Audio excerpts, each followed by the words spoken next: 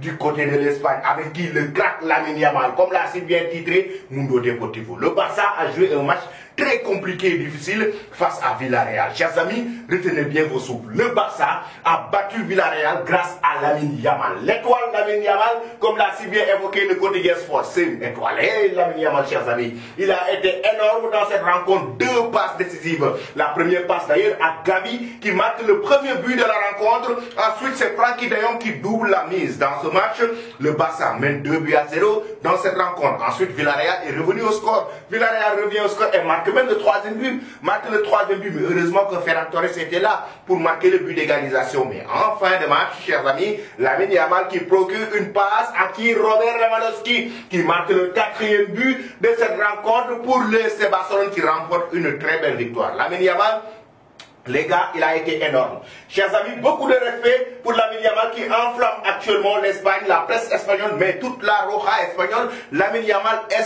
enflamme l'Espagne, chers amis, d'une manière générale. Parce que le joueur, par rapport à son talent, il enregistre ce week-end son premier titre individuel, c'est-à-dire d'homme du match. Il enregistre son premier homme du match ce week-end avec cette équipe du Barça. Lui qui n'a que 16 ans, Lamine Yamal qui vient faire feu et flamme au sein de cette équipe Blaugrana et qui a permis à cette équipe de Xavi Hernandez d'enregistrer une belle victoire face à cette équipe de Villarreal. Il a été énorme dans ce match sur le plan tactique, sur le plan technique. Lamine Yamal et ses dribbles, j'avais évoqué ici dans cette revue de presse il y a de cela plusieurs semaines. Il faut beaucoup suivre ce jeune joueur très talentueux, Lamine Yamal. Et en même temps, au-delà de ça, le joueur capable de donner des passes qui cassent les lignes. La clairvoyance de Lamine Yamal est juste incroyable, juste énorme, sa clairvoyance. La façon dont il fait des passes qui cassent les lignes, la façon dont il est très prolifique avec le Barça dès son début. Et oui, on s'enflamme déjà avec Lamine Yamal en Espagne,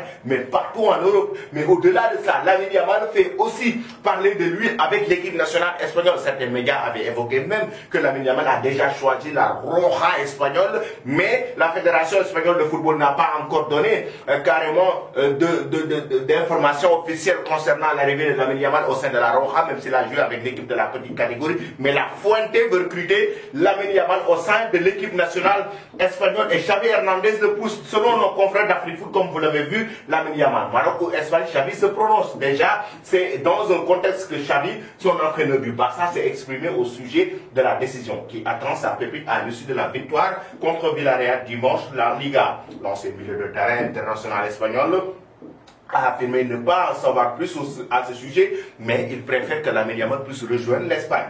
L'Espagne ou le Maroc, c'est la décision de Lamine. Bien sûr, je préfère que la roja, mais c'est la sienne. Il ne m'a rien dit. J'espère surtout qu'il sait au Barça de nombreuses années. Le mystère reste donc entier et que Lamine Yamal, Xavi Hernandez, son entraîneur, veut qu'il joue au sein de l'équipe nationale espagnole de la roja. Il faut qu'on rappelle les gars que Lamine Yamal est d'un père marocain, d'une mère